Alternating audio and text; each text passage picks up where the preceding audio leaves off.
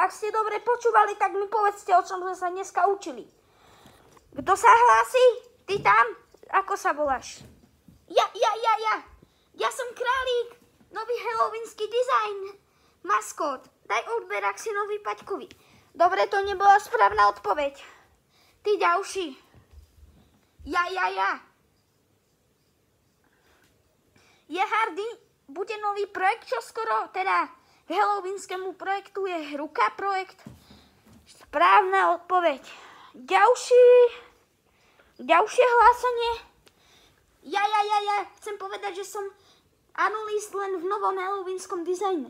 Dobre.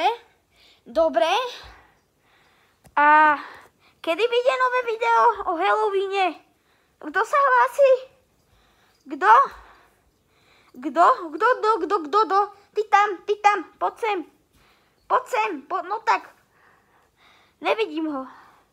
Tu som učiteľka. Alebo učiteľ, ja už neviem rozoznať ani pohlavie vlastného zvieraťa. Vyjde čoskoro nové video v októbri, 3.3. Asi tak o... neviem. Asi tak o 6.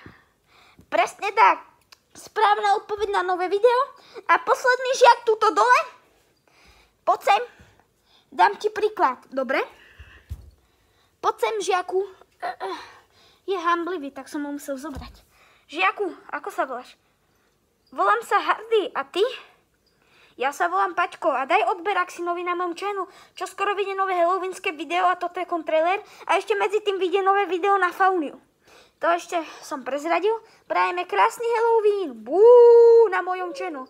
Tuto volám projekt Halloween, ktorý patrí k tomu. Je to taký základ Halloweenu. Prajem krásny Halloween ešte raz.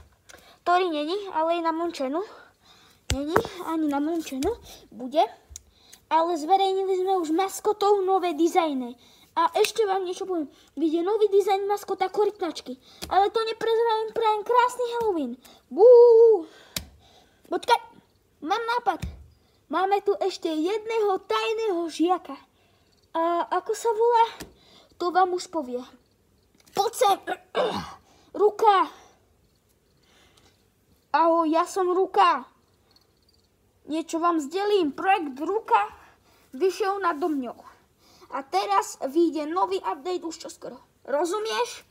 Choď preč. Odišiel preč.